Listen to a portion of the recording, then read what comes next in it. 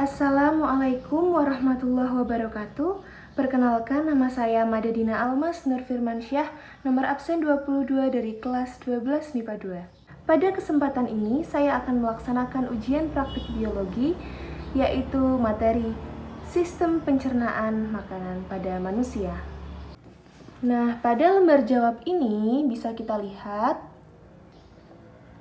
urutan-urutan pencernaan makanan.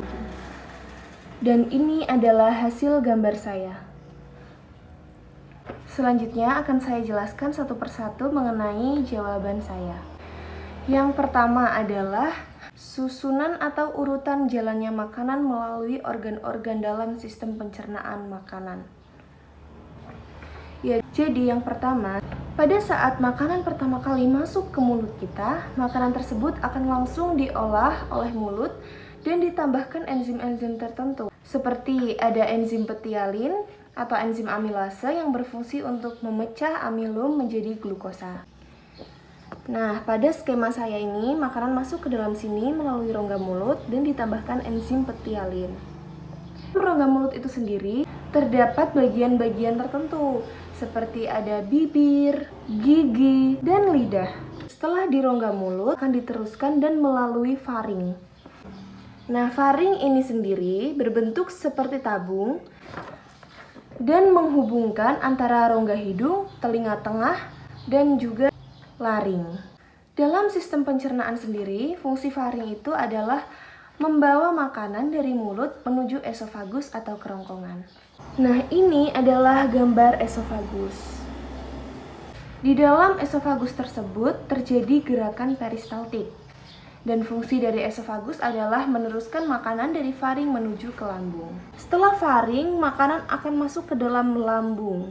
Nah, di lambung ini terjadi banyak sekali proses pencernaan baik secara mekanik maupun kimiawi. Di lambung juga terjadi gerakan peristaltik atau gerakan meremas-remas. Selain itu juga terjadi penambahan enzim-enzim tertentu pada makanan yang sudah dihancurkan tadi. Pencernaan kimiawi pada lambung itu sendiri ada 3, yaitu pencernaan protein, pencernaan lemak, dan pencernaan karbohidrat.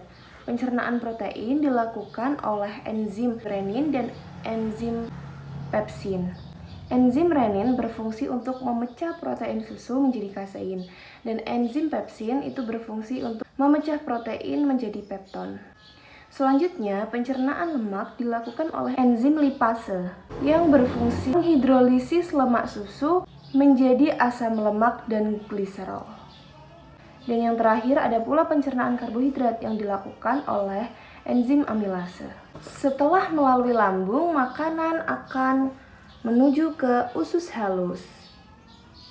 Nah, usus halus itu sendiri dibagi menjadi 3, yaitu duodenum atau usus 12 jari, jejunum atau usus kosong, dan ileum atau usus penyerapan. Setelah makanan dari lambung, makanan langsung akan masuk ke dalam duodenum terlebih dahulu. Setelah itu, makanan akan disalurkan menuju jejunum. Yang terakhir, makanan akan diserap pada bagian ileum. Nah, usus halus itu memiliki banyak jonjot-jonjot usus atau villi yang fungsinya adalah untuk memperluas bidang penyerapan sehingga makanan bisa terserap dengan sempurna. Nah, setelah dari usus halus, makanan akan menuju ke usus besar. Yang ini. Ini adalah usus besar. Usus besar tidak memiliki jonjot-jonjot usus, tetapi memiliki daya regang yang cukup besar sehingga dia mudah melar gitu ya istilahnya. Lalu ada pula bakteri yang mampu mencerna sedikit selulosa. Dan bau pada feses kita itu berasal dari bakteri yang ada di usus besar. Setelah diproses dalam usus besar, makanan akan berjalan menuju ke rektum. Nah, rektum itu sendiri merupakan organ yang berbentuk lipatan-lipatan yang di dalamnya itu terdapat banyak sekali arteri dan vena, serta sphincter anal, otot rangka yang mengitari anus. Setelah dari rektum, makanan yang sudah menjadi feses akan dikeluarkan melalui anus dengan kontraksi otot-otot pada anus.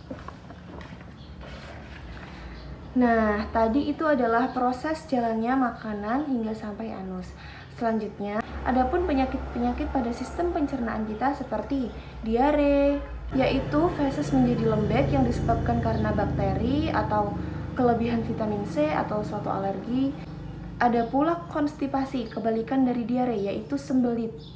Sembelit biasanya terjadi karena tubuh kita kurang serat. Ada pula kolik abdomen, yaitu gangguan aliran isi usus yang disebabkan oleh peradangan. Ada pula gastritis atau radang lambung. Biasanya disebabkan karena pola makan yang tidak teratur, mengonsumsi makanan yang terlalu pedas, sehingga asam lambung akan naik secara berlebihan. Pada daerah mulut sendiri ada penyakit yang disebut parositis atau pembengkakan kelenjar ludah yang disebabkan oleh virus paramyxovirus. Ada juga penyakit gastroenteritis atau flu perut, yaitu peradangan pada saluran pencernaan lambung dan usus halus yang disebabkan oleh virus dan bakteri. Nah, demikian penjelasan dari saya tentang sistem pencernaan pada tubuh kita.